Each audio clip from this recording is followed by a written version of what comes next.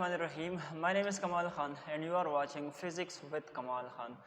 Students, chapter number 2 Vectors and Equilibrium में आज हमारा 6th लेक्चर है जिसमें हम डिस्कस करेंगे addition of vectors by rectangular components को। इससे पहले हम एडिशन ऑफ वेक्टर्स को पढ़ चुके हैं, लेकिन वो जो मेथड था वो हमारे पास ग्राफिकल मेथड था। हेड टू टेल रूल के ज़रिए से हम वेक्टर्स को ऐड करते थे, वो वाला मेथड जो था वो हमारे पास क्या था, ग्राफिकल मेथड था। आज हम जो मेथड डिस्कस करेंगे वेक्टर्स को ऐड करने के लिए उसको हम कहते हैं एनालिटिकल मेथड। तो अगर आपको याद हो तो मैंने उस लेक्चर में आप लोगों को बताया था कि जब हम ये वाला टॉपिक पढ़ेंगे तो मैं आप लोगों को इन दोनों के दरमियान में थोड़े से डिफरेंसेस समझाऊंगा ताकि आप लोगों को ये बात क्लियर हो जाए कि उस मेथड को छोड़कर हम इस वाले मेथड को क्यों इस्तेमाल करते हैं या प्रेफर करते हैं। ठीक है, तो पहले यहाँ पर हेडिंग लगा ली इंट्रोडक्शन का, उससे हम स्टार्ट लेते हैं। इंट्रोडक्शन। इंट्रोडक्शन में आप लोगों ने लिखना है for addition of vectors, for addition of vectors we have two methods. Vectors को अगर हमने ऐड करना हो तो उसके लिए हमारे पास क्या है, दो मेथड्स है। एक को हम कहते हैं ग्राफिकल मेथड, एक को हम कहते हैं क्या, ग्राफिकल मेथड, और दूसरे को हम कहते हैं एनालिटिकल मेथड। ठीक है, तो ये जो ग्राफिकल वाला मेथड था ये हम ऑलरेडी पढ़ चुके हैं। एनालिटिकल वाला आज हम डिस्कस करेंगे, लेकिन उससे पहले मैं आप लोगों को इन दोनों के दरमियान में डिफरेंसेस समझाऊंगा कि ये वाला कौन सा मेथड है और ये वाला कौन सा मेथड है और दोनों के दरमियान में कौन कौन से डिफरेंसेस हैं। तो यहाँ पर लिख के ग्राफिकल मेथड, ग्राफिकल मेथड, ठीक है, और यहाँ पर लिख के एनालिटिकल मेथड, ताकि आप लोगों को ये चीज़ क्लियर हो जाए। Analytical method. अच्छा, ये वाला जो है ये भी वेक्टर्स एडिशन के लिए इस्तेमाल करते हैं, ये बात मेरे ख्याल में लाजमी आप लोगों को पता होनी चाहिए।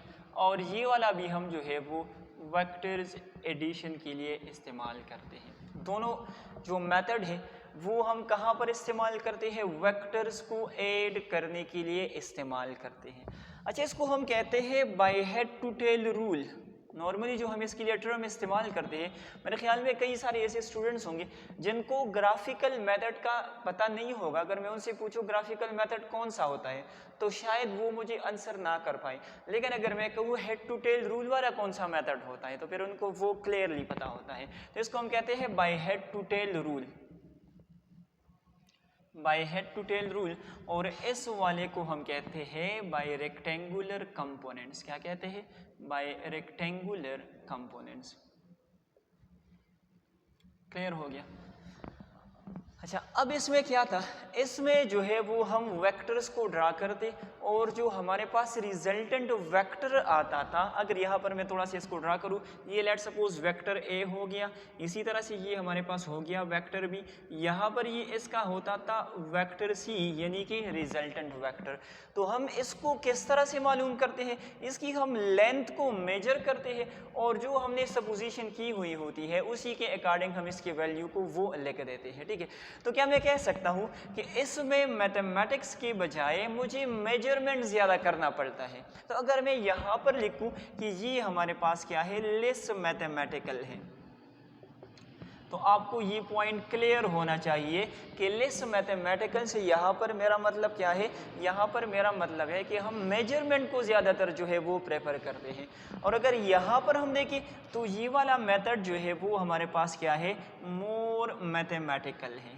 क्या है, मोर मैथमेटिकल है। किस तरह से मोर मैथमेटिकल है तो अभी हम इसको स्टडी करेंगे, लेकिन याद रखिए यहाँ पर मोर मैथमेटिकल से मेरा मतलब ये है कि इसमें हम क्या करेंगे, एक फार्मूला डिराइव करेंगे, उस फार्मूला के अंदर हम वैल्यूज़ को पुट करेंगे और हमारे पास रिजल्टेंट वेक्टर की वैल्यू आ जाएगी। ठीक है, तो अगर इसमें हम ज़्यादातर मेजरमेंट्स करते हैं तो जाहिर सी बात है यहाँ पर एरर की चांसेस हमारे पास ज़्यादा होगी, और यहाँ पर क्योंकि हमारे पास एक फार्मूला होता है, उसके अंदर हम वैल्यूज़ को पुट करते हैं, तो यहाँ पर एरर की चांसेस क्या होगी, वो कम होगी। तो यहाँ पर लिखिए it has more chances of error, more chances of error. और यहाँ पर क्या होगा, यहाँ पर होगा less chances of error, less chances of error. यहाँ पर एरर की जो चांसेस है वो हमारे पास क्या होगी, वो हमारे पास कम होगी। क्लियर है। तो ये इन दोनों के दरमियान में एक डिफरेंस है, ग्राफिकल मेथड और एनालिटिकल मेथड के दरमियान में जो डिफरेंसेस है, आप लोग इसको नोट करें। तो इसके बाद मैं आप लोगों को समझाऊंगा कि बाय रेक्टेंगुलर कंपोनेंट्स हम किस तरह से जो है वो वेक्टर्स को ऐड करते हैं।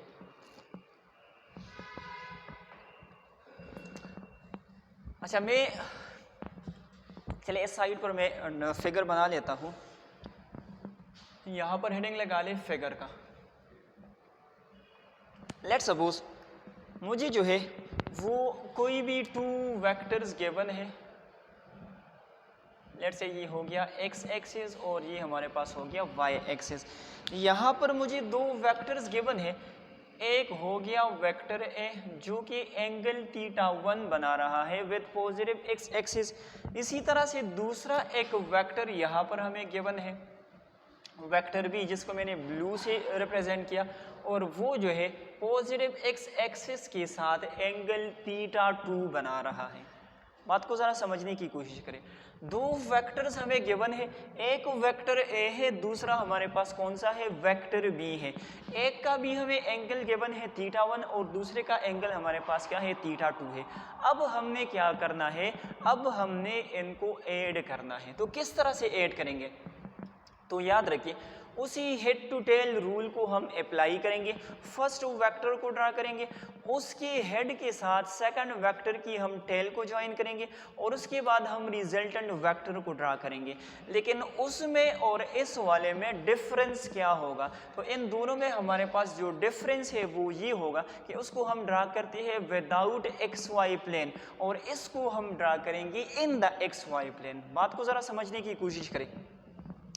वहां पर हम क्या करते हैं, ये वेक्टर ए हो गया, ये हमारे पास वेक्टर भी, ये इसका रिजल्टेंट हो गया। इसी चीज को हम ड्रा करेंगे लेकिन कहां पर, in the x y plane. तो उससे फिर हम जो है वो एक फार्मूला बनाएंगे। क्लियर है। तो पहले हम इस तरह करते हैं, इसको जो है ये मेरा हो गया वाई एक्सिस और ये हो गया एक्स एक्सिस। इसको लाजमी अंडरस्टैंड करें। अच्छा, पहले जो है वो मैं वेक्टर ए को ड्रा करता हूँ। Let this is vector A. इसी तरह से इसके बाद ड्रा करें वेक्टर बी को, ये हमारा हो गया लेट सपोज वेक्टर बी। चले यहाँ पर मैं लिख देता हूँ। अब हमने ड्रा करना है इन दोनों का रिजल्टेंट वेक्टर, क्योंकि फर्स्ट वेक्टर की टेल से लास्ट वेक्टर की हेड तक हम ड्रा करेंगे। वही हेड टू टेल रूल मैंने अप्लाई किया, लेकिन डिफरेंस क्या है, इसको मैंने एक्स वाई प्लेन के अंदर जो है वो ड्रा किया। ठीक है। अच्छा, ये जो रिजल्टेंट वेक्टर है तो ये यहाँ पर एक एंगल थीटा बनाएगा। ठीक है, मैंने इसको थीटा से रिप्रेजेंट किया। अभी हम इसको भी मालूम करेंगे। अच्छा, यहाँ से हम अब फार्मूला किस तरह से निकालेंगे तो वो मैं आपको समझाऊंगा, लेकिन पहले मैं इसकी यहाँ पर एक्सप्लेनेशन लिख देता हूँ ताकि आप लोगों को ये एक्सप्लेनेशन क्लियर हो जाए। तो उसके बाद जो है वो हम बढ़ेंगे इसके मैथमेटिकल फार्मूला की तरफ। बड़ा ही एक सिंपल सा तरीका है, स्टेप बाय स्टेप इसको समझते जाए। एक्सप्लेनेशन का हेडिंग लगा ले। पहले जो है हमें दो वेक्टर्स गिवन है in the figure.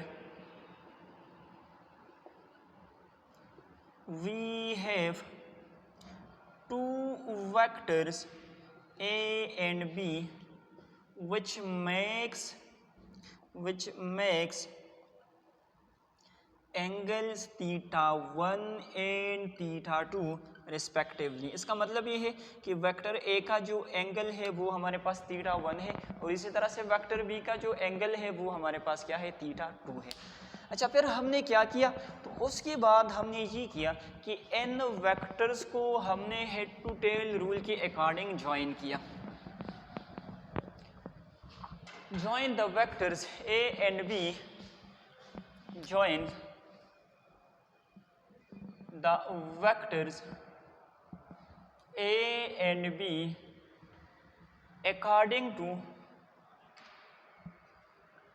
According to head to tail rule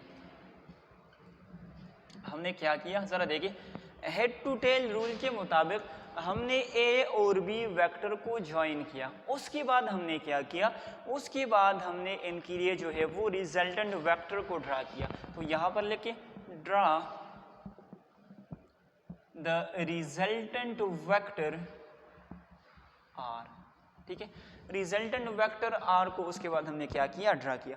अच्छा, इसके बाद हम समझते हैं कि हमने फार्मूला को किस तरह से डिराइव करना होगा। तो अभी ज़रा ध्यान से देखें, ये वेक्टर ए और वेक्टर बी को थोड़ी देर के लिए अपने माइंड से निकाल लें कि ये यहाँ पर मौजूद ही नहीं है, ठीक है। तो यहाँ पर हमारे पास कौन सा वेक्टर बच गया, रिजल्टेंट वेक्टर आर बच गया। अभी ज़रा देखें, क्या मैं इस रिजल्टेंट वेक्टर को इसके कंपोनेंट्स में स्प्लिट कर सकता हूँ? हाँ बिल्कुल कर सकता हूँ, क्योंकि ये तो ऑलरेडी हम पढ़ चुके हैं। प्रीवियस लेक्चर में रिजोल्यूशन ऑफ अ वेक्टर मैंने आप लोगों को कराया था कि अगर हमारे पास कोई भी एक वेक्टर मौजूद है तो उसको हम दो कंपोनेंट्स में जो है वो रिजॉल्व कर सकते हैं, ठीक है।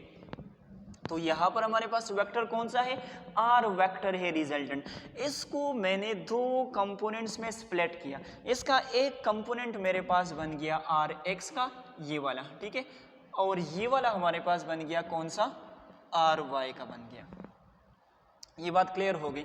तो पहले यहाँ पर मैं लिखूंगा now the resultant vector r is splitted into two components. One is along x-axis and is known as rx, while the other is along y-axis and is known as ry.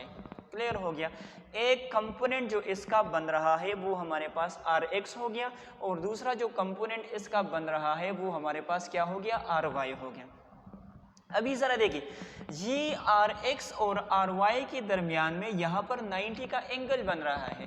मैं कह सकता हूँ कि ये दोनों म्यूचुअली परपेंडिकुलर है, और मैंने प्रीवियस टॉपिक में भी आप लोगों को समझाया था कि ऐसे दो कंपोनेंट्स जो कि म्यूचुअली परपेंडिकुलर हो तो उनको हम क्या कहते हैं, रेक्टेंगुलर कंपोनेंट्स कहते हैं। तो यहाँ पर लिखिए r y is perpendicular to r x, that's why it is called rectangular components. इनको हम क्या कहते हैं, रेक्टेंगुलर कंपोनेंट्स कहते हैं।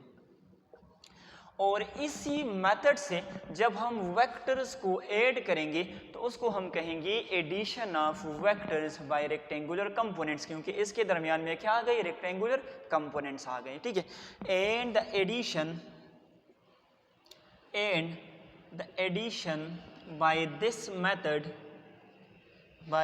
Method is called addition of vectors by rectangular components,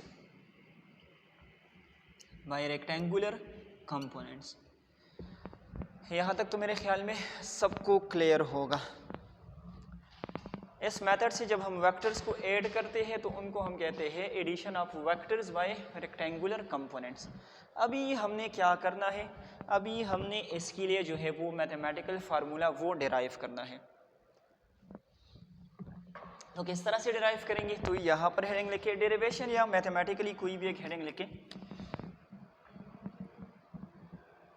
mathematically.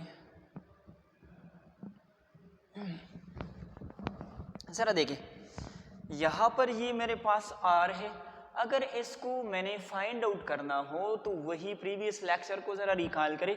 अगर इस वेक्टर को मैंने फाइंड करना हो तो हम किस तरह से करेंगे, बाय पिथागोरस थ्योरम। वहाँ पर हमने फार्मूला डिराइव किया था। यहाँ पर आपकी टेक्स्ट बुक में डायरेक्टली ये फार्मूला गिवन है, लेकिन चलिए मैं 2-3 स्टेप्स में इसको डिराइव करा देता हूँ।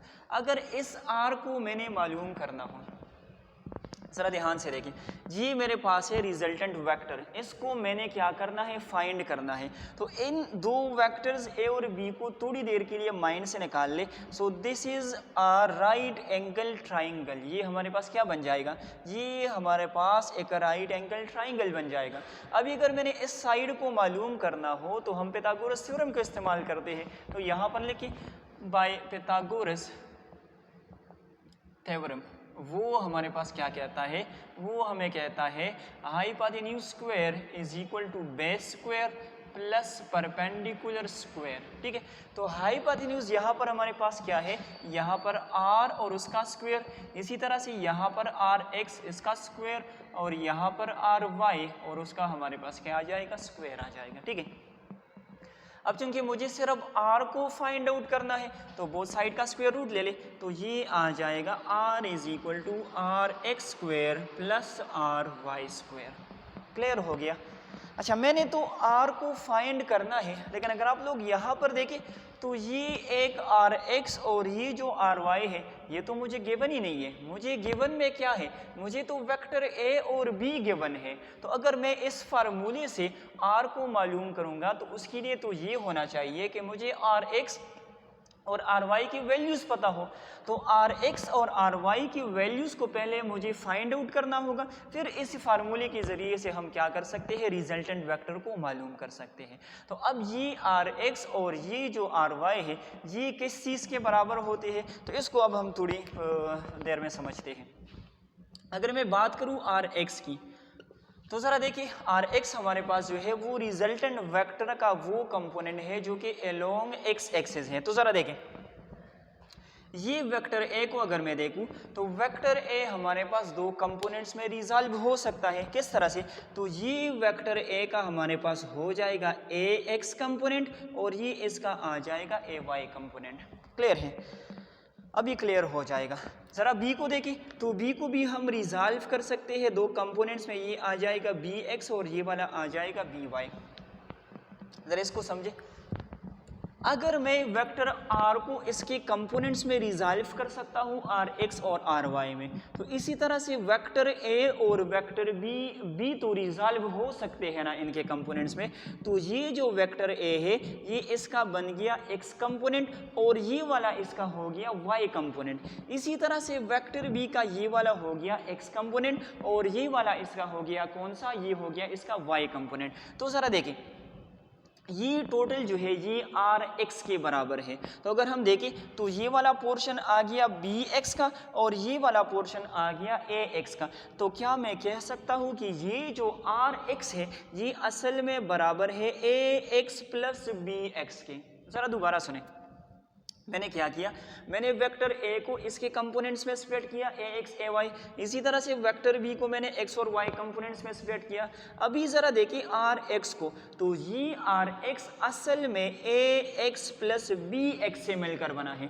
इसी तरह से ये वाला जो ry है तो ये हो गया by और ये हो गया ay, तो ये असल में किस चीज़ से बना है, ay प्लस by से बना है। तो यहाँ पर हम लिख सकते हैं that rx is equal to ax plus bx। इसी तरह से ry जो है वो हमारे पास बराबर है ay प्लस by के।